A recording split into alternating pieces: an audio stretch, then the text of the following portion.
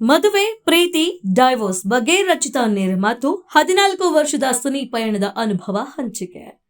ಈ 14 ವರ್ಷಗಳನ್ನು 3 ಭಾಗ ಮಾಡಿದ್ರೆ ಪ್ರತಿಯೊಂದು ಭಾಗದ ವಿಶೇಷ ಏನು ಅನ್ನೋ ಪ್ರಶ್ನೆಗೆ ಪ್ರತಿಯೊಂದು ಹಂತದಲ್ಲೂ ತುಂಬಾ ಏರಿಳಿತ ಕಂಡಿದ್ದೀನಿ.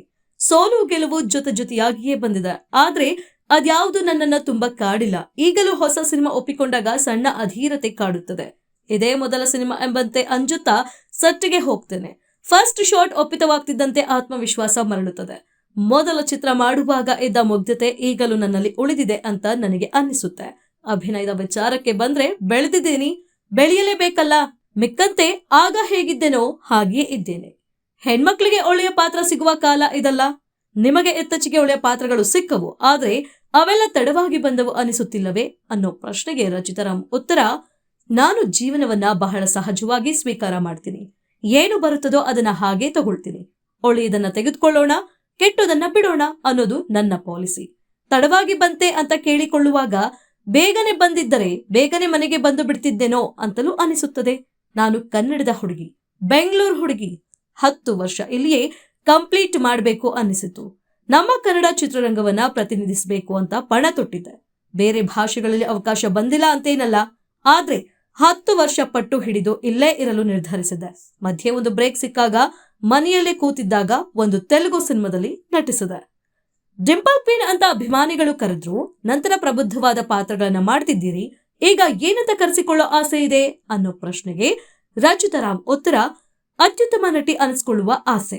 ಆ ಕಾಲಕ್ಕೆ ಜನ ಪ್ರೀತಿಯಿಂದ ಡಿಂಪಲ್ ಕ್ವೀನ್ ಅಂದ್ರು. ಪ್ರೀತಿಯಿಂದ ಸ್ವೀಕರಿಸ್ದೆ.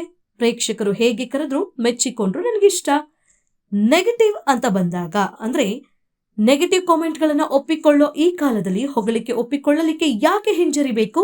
ನಾನಿಲ್ಲಿಗೆ ಬಂದಿದ್ದು ಕೆಲಸ ಮಾಡೋದಕ್ಕೆ ಅಷ್ಟೇ. ಅದನ್ನ ಮೆಚ್ಚಿಕೊಂಡು ಅವರು ಕ್ವೀನ್ ಅಂತ ಕರೆದ್ರೆ ಸಂತೋಷ ಆಗತ್ತೆ. ತಡವಾಗಿ ಬಂದಾಗಲೇ ಎಲ್ಲಕ್ಕೂ ಬೆಲೆ, ಹೆಚ್ಚು ಮಜಾ ಸಿಗುತ್ತೆ. ಕನ್ನಡದಲ್ಲಿ ಒಂದರ ಹಿಂದರಂತೆ ದೊಡ್ಡ ಸಿನಿಮಾ ಮಾಡಿದ್ದೀನಿ. ರಕ್ಷಿತಾ ಮತ್ತು ರಮ್ಯಾರ ನಂತರ ಎಲ್ಲರ ಜೊತೆಗೂ ವರ್ಕ್ ಮಾಡಿದವಳು ನಾನು. ಲ್ಯಾಂಡ್ ಲಾರ್ಡ್ ಮತ್ತು ಕೂಲಿ ಚಿತ್ರಗಳಲ್ಲಿ ಮೇಕಪ್ ಇಲ್ಲದೆ ನಟಿಸಿದ್ದು ಹೇಗಿತ್ತು ಅನ್ನೋ ಪ್ರಶ್ನೆಗೆ ತುಂಬಾ ಚಾಲೆಂಜಿಂಗ್. ಕೂಲಿ ಚಿತ್ರದಲ್ಲಿ ಸನ್ಸ್ಕ್ರೀನ್ ಮಾಯಿಶ್ಚರೈಸರ್ ಅಷ್ಟೇ, ಕಾಡಿಗೆ ಹಾಕೋದಕ್ಕೆ ಬಿಡುತ್ತಿರಲಿಲ್ಲ. ಲ್ಯಾಂಡ್ ಲಾರ್ಡ್ ಚಿತ್ರದಲ್ಲಿ ಟ್ಯಾನ್ ಮೇಕಪ್ ಅಂದರೆ ಬಿಸಿಲಿಗೆ ಸುಟ್ಟಂತೆ ಕಾಣುವ ಹಾಗೆ ಮೇಕಪ್ ಮಾಡಿದ್ದಾರೆ. ಗ್ರೇಡಿಂಗ್ ನಲ್ಲೂ ಬಹಳ ಡಲ್ ಮಾಡಿದ್ದಾರೆ. ಕೂಲಿಯಲ್ಲಿ ನಾನು ಹೇಗಿದ್ದೇನೋ ಹಾಗೆ ತೋರಿಸಿದ್ದಾರೆ. ಎಷ್ಟೇ ಆದರೂ ಮೇಕಪ್ ಇಲ್ಲದೆ ನಟಿಸೋದು ನಿಜಕ್ಕೂ ಸವಾಲು. ಕಮರ್ಷಿಯಲ್ ಸಿನಿಮಾಗಳಲ್ಲೇ ನಟಿಸೋದು ನಿಮ್ಮ ಆಯ್ಕೆಯಾಗಿತ್ತಾ ಅನ್ನೋ ಪ್ರಶ್ನೆಗೆ ರಚಿತಾರಾಮ್ ಅವರ ಉತ್ತರ: ನೆವರ್. ನನಗೆ ಒಂದೇ ಥರದ ಪಾತ್ರಗಳಲ್ಲಿ ನಟಿಸಿ ಬೇಜಾರಾಗಿತ್ತು. ಯಾಕೆ ಹೊಸ ಥರದ ಪಾತ್ರ ಸಿಗುತ್ತಿಲ್ಲ ಅಂತ ಯೋಚಿಸ್ತದೆ. ಒಮ್ಮೊಮ್ಮೆ ಅನ್ಸುತ್ತೆ ಇಲ್ಲಿ ಒಂಥರ ಈಗೋ ಇದೆ. ಅವರನ್ನೇನು ಕರೆಯೋದು, ಅವರನ್ನು ಯಾಕೆ ಕರಿಬೇಕು ಅಂತೆಲ್ಲ ಅಂದುಕೊಳ್ತಾರೆ. ಒಂದು ವರ್ಕ್ ಶಾಪ್ ಮಾಡಿದ್ರೆ ತಾನೇ ನಾವೇನು ಅಂತ ನಿರ್ದೇಶಕರಿಗೆ ಗೊತ್ತಾಗೋದು. ವೆಟ್ರಿಮಾರನ್ ಸಿನಿಮಾ ಮಾಡೋ ಮೊದಲು ವರ್ಕ್ ಶಾಪ್ ಮಾಡ್ತಾರೆ. ಇಲ್ಲಿ ಅಂಥ ಅಭ್ಯಾಸವೇ ಇಲ್ಲ. ಸುಮ್ಮನೆ ಅವರು ಒಪ್ಪೋದಿಲ್ಲ, ಸೂಟ್ ಆಗೋದಿಲ್ಲ ಅಂದು ಬಿಡ್ತಾರೆ. ಕನ್ನಡ ಸಿನಿಮಾಗಳಲ್ಲಿ ವೃತ್ತಿಪರತೆ ಇಲ್ಲ ಅಂತ ಕೆಲವೊಂದು ಸಲ ಅನ್ನಿಸುತ್ತೆ. ಪ್ಯಾನ್ ಇಂಡಿಯಾ ಬಂದ ನಂತರ ನಟಿಯರಿಗೆ, ಪೋಷಕ ನಟರಿಗೆ ಅವಕಾಶ ವಂಚನೆಯಾಗಿದೆ ಅಲ್ಲವೇ? ಈ ಪ್ರಶ್ನೆಗೆ ರಚಿತಾರಾಮ್ ಉತ್ತರ: ನನಗೆ ಈ ಪರಿಕಲ್ಪನೆ ಅರ್ಥ ಆಗೋಲ್ಲ. ಪ್ಯಾನ್ ಇಂಡಿಯಾ ಆಗಬೇಕಿದ್ರೆ ಬೇರೆ ಭಾಷೆಯವರನ್ನೇ ಹಾಕಿಕೊಳ್ಬೇಕಾ? ಕನ್ನಡದವರನ್ನೇ ಹಾಕಿಕೊಂಡು ಪ್ಯಾನ್ ಇಂಡಿಯಾ ಚಿತ್ರ ಮಾಡೋದಕ್ಕಾಗಲ್ವಾ? ಕಾಂತಾರದ ಥರ ಕನ್ನಡದ ಸಿನಿಮಾ ಮಾಡಿ ಪ್ಯಾನ್ ಇಂಡಿಯಾ ಆಗಬಹುದಲ್ಲ. ಕೂಲಿಯಲ್ಲಿ ನಾನು, ಉಪೇಂದ್ರ ಹಾಗೂ ಎಲ್ಲಾ ಭಾಷೆಯವರು ಇದ್ದಾರೆ. ಟಾಕ್ಸಿಕ್ ಸಿನಿಮಾದಲ್ಲೂ ಎಲ್ಲಾ ದಕ್ಷಿಣ ಭಾರತೀಯ ಭಾಷೆಯವರು ಅವಕಾಶ ಕೊಟ್ಟಿದ್ದಾರೆ. ಲೋಕಲ್ ಆಗಿದ್ದೆ ಗ್ಲೋಬಲ್ ಆಗ್ಬೇಕು. ನೀವು ಸೆಟ್ನಲ್ಲಿ ಹೇಗಿರ್ತೀರಿ ಅನ್ನೋ ಪ್ರಶ್ನೆಗೆ ರಚಿತಾರಾಮ್ ಕೊಟ್ಟಿರೋ ಉತ್ತರ ಯಾವ ರೀತಿ ಇದೆ ಗೊತ್ತಾ?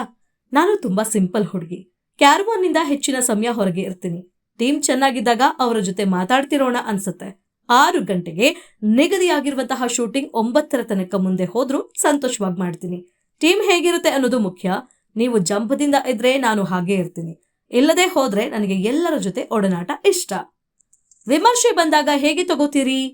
ನೆಗೆಟಿವ್ ಬಂದಾಗಲೂ ತಿದ್ದಿಕೊಳ್ಳೋದು ಇದ್ದಾಗ ತಿದ್ದಿಕೊಳ್ತೀನಿ. ಕೆಟ್ಟದ್ದು ಮಾಡಿದಾಗ ಒಮ್ಮೆ ಯೋಚಿಸ್ತೀನಿ, ಹೌದಲ್ವಾ? ಇದನ್ನು ತಿದ್ದಿಕೊಂಡ್ರೆ ನನಗೆ ಒಳ್ಳೇದಾಗುತ್ತಲ್ಲ ಅನ್ಸಿದಾಗ ತಗೋತೀನಿ. ಆದ್ರೆ ಸಾಮಾನ್ಯವಾಗಿ ಹೊಗಳಿಕೆ ತೆಗಳಿಕೆ ಯಾವುದನ್ನು ತುಂಬಾ ಹಚ್ಚಿಕೊಳ್ಳೋದಿಲ್ಲ. ಸೋಷಿಯಲ್ ಮೀಡಿಯಾದ ಕಾಮೆಂಟ್ ನಿಂದ ಮೂಡ್ ಆಫ್ ಆಗೋದಿಲ್ವಾ ನಿಮಗೆ? ಪ್ರತಿಯೊಂದು ತಿಂಗಳು EMI ಕಟ್ಟಬೇಕಾಗಿ ಬಂದಾಗ, ಬ್ಯಾಂಕ್ನಿಂದ ದುಡ್ಡು ಹೋದಾಗ ಮೂಡ್ ಆಫ್ ಆಗುತ್ತೆ. ಮಿಕ್ಕಂತೆ ಸಂತೋಷವಾಗಿ ಇರ್ತೀನಿ.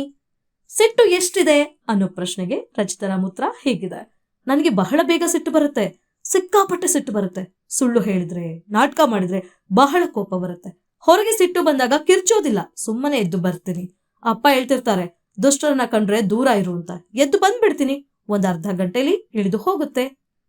ರಾಷ್ಟ್ರ ಪ್ರಶಸ್ತಿ ಮೇಲೆ ಕಣ್ಣಿಟ್ಟಿದ್ದೀರಾ ಅನ್ನೋ ಪ್ರಶ್ನೆಗೆ ಉತ್ತರ, ಇಲ್ಲಿಯ ತನಕ ಅಂಥ ಅವಕಾಶ ಸನ್ನಿವೇಶ ಬಂದಿಲ್ಲ. ಮುಂದೆ ಬರಬಹುದು. ಭಗವಂತ ನನಗೆ ಮೋಸ ಮಾಡೋದಿಲ್ಲ. ಅಂಥ ಒಂದು ಪಾತ್ರ ಬರಬಹುದು. ನಟಿಸೋದಕ್ಕೆ ಅವಕಾಶ ಕೊಟ್ಟ ದೇವರು ಪ್ರಶಸ್ತಿ ಕೊಡದೆ ಇರ್ತಾನ? ಟೈಮ್ ಬರ್ಲಿ ಅಂತ ಕಾಯ್ತೇನೆ. ನನಗೆ ತುಂಬಾ ಅಭಿಮಾನಿಗಳಿದ್ದಾರೆ. ನಾನು ಯಾವ ಊರಿಗೆ ಹೋದ್ರೂ ಸಂಭ್ರಮಿಸ್ತಾರೆ. ಅದೇ ನನ್ನ ಸಂತೋಷ. ಅಭಿಮಾನಿಗಳಿಗೆ ಸಂಡೆ ಸಡಗರ. ಪ್ರತಿ ಭಾನುವಾರ ಮನೆ ಮುಂದೆ 100ರಿಂದ 150 ಮಂದಿ ಮನೆ ಮುಂದೆ ಕಾಯ್ತಾರೆ. ನಾನು ಅವ್ರನ್ನ ಭೇಟಿ ಮಾಡ್ತೀನಿ. ದರ್ಶನ್ ಹೇಳಿಕೊಟ್ಟ ಪಾಠ ಇದು. ಅಭಿಮಾನಿಗಳು ಪ್ರೀತಿಯಿಂದ ಬಂದಾಗ ಭೇಟಿ ಮಾಡಿ, ಒಂದ್ ಫೋಟೋ ತಗೊಂಡು ಹೋಗ್ತಾರಷ್ಟೇ, ಅವ್ರಿಗೆ ನಿರಾಸೆ ಮಾಡಬಾರ್ದು ಅಂತ ದರ್ಶನ್ ಹೇಳಿದ್ರು. ನಾನು ಅದನ್ನ ಈಗ್ಲೂ ಕೂಡ ಪಾಲಿಸ್ತಾ ಬಂದಿದ್ದೀನಿ ಅಂತ ರಚಿತಾರಾಮ್ ಉತ್ತರ ಕೊಡ್ತಾರೆ. ನಂತರ ಮತ್ತೊಂದು ಪ್ರಶ್ನೆಯನ್ನ ಕೇಳ್ತೇವೆ ರಚಿತಾರಾಮ್ಗೆ.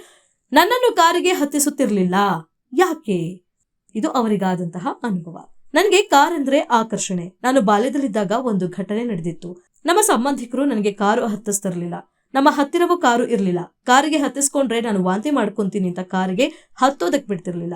ಹೀಗಾಗಿ ನಾನು ತಗೊಳ್ಳೇಬೇಕು ಅಂತ ಹಠ ಬಂತು. ಅಪ್ಪನಿಗೆ ಒತ್ತಾಯ ಮಾಡಿದೆ. ಆಗ ಕಪ್ಪು ಸ್ಯಾಂಟ್ರೋ ಕಾರ್ ಬಂತು. ಆದ್ರೂ ನನಗೆ ತೃಪ್ತಿ ಆಗಿರ್ಲಿಲ್ಲ. ಆಮೇಲೆ ನಾನೇ ಕಾರ್ ತಗೊಂಡೆ. ನನ್ಗಿವತ್ತು ಪ್ರತಿ ಕಾರಲ್ಲೂ ಕೂತ್ರು ಹೆಮ್ಮೆ ಅನ್ಸುತ್ತೆ. ಇದು ನನ್ನ ಕಾರು, ನಾನ್ ತಗೊಂಡಿರೋದು ಅನ್ಸುತ್ತೆ. ತುಂಬಾ ಖುಷಿ ಆಗುತ್ತೆ.